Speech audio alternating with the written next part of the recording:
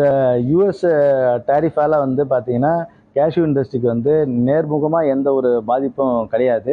But மறைமுகமாக கொஞ்சம் சில பாதிப்புகள் இருக்குது. ஆல் ஓவர் இந்தியா பார்த்தீங்கன்னா இந்த ட்ரம்ப் விதித்த வரியால் ஒரு 3% தான் நம்ம கேஷ்யூ இண்டஸ்ட்ரிக்கு பாதிப்பு. அந்த 3% வந்து நம்ம ஈஸியாக டேக்கிள் பண்ணிக்கலாம். அது ஒரு பெரிய இம்பேக்ட் கிடையாது. இதால் வந்து நமக்கு வேலைவாய்ப்பு போயிடும், வேலைவாய்ப்பு இல்லை, கம்பெனி ஷட் பண்ணுறாங்க, அந்த மாதிரி சூழ்நிலைலாம் கிடையாது. நல்லாவே இண்டஸ்ட்ரி போயின்னு இருக்கு. இன்னும் கொஞ்ச நாளில் தீபாவளி வருது. அதால் மார்க்கெட் வந்து ரொம்ப நல்லா தான் இருக்குது. அதில் பயப்படுறதுக்கு ஒன்றும் கிடையாது.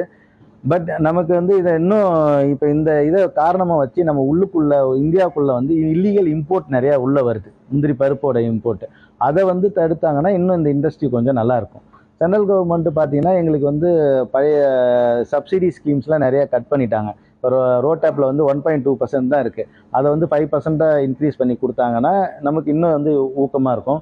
அது இல்லாமல் பார்த்தீங்கன்னா இன்ட்ரெஸ்ட் சப்மென்ஷன் ஒரு 3% கொடுத்துருந்தாங்க. இப்போ கடைசியாக பார்த்தீங்கன்னா அந்த இன்ட்ரெஸ்ட் சப்மென்ஷன் ஸ்கீமும் கிடையாது. அதெல்லாம் திருப்பி இனிஷியேட் கொடுத்தாங்கன்னா இன்னும் நல்லாயிருக்கும். இப்போ நாங்கள் பார்த்தீங்கன்னா எங்களுக்கு ஒரு 70% 80% வந்து ரா கேஷ்யூநட் வந்து இம்போர்ட் பண்ணி தான் வரும். ஒரு 13 லட்சம் மெட்ரிக் டன் அளவுக்கு இந்தியாவில் வந்து இம்போர்ட் பண்ணுறாங்க. அந்த இம்போர்ட் பண்ணுற பொருளுக்கு வந்து எஃப்எஸ்எஸ்ஐ கிளியரன்ஸ் வாங்கணும்னு சொல்கிறாங்க.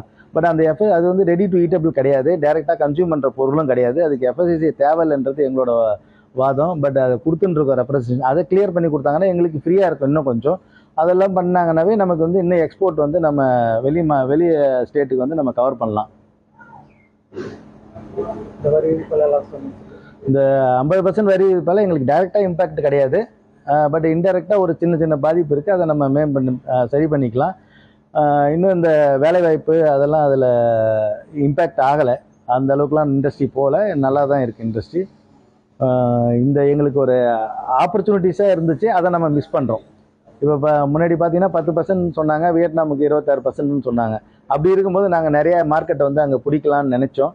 அதோட ஏமாற்றம் இருக்குது. அது ஏதாவது ரிவைஸ் பண்ணாங்கன்னா நமக்கு இது இன்னும் திருப்பி ரீகெயின் நம்ம விட்டு போன மார்க்கெட்டை வந்து பிடிக்கிறதுக்கு வசதியாக இருக்கும். இப்போ 10 வருஷம் முன்னாடி பார்த்தீங்கன்னா 70% எக்ஸ்போர்ட் வந்து நாங்கள் யூஎஸ்க்கு தான் பண்ணியிருந்தோம். ஆனால் இப்போ வந்து அது கிடையாது. இதை வந்து இந்த டைமில் வந்து அந்த டேரிஃப் வந்து ரெடியூஸ் பண்ணிட்டாங்கன்னா நமக்கு வந்து திருப்பி அதை ரீகெயின் பண்ணுறதுக்கு ஒரு வசதியாக இருக்கும்.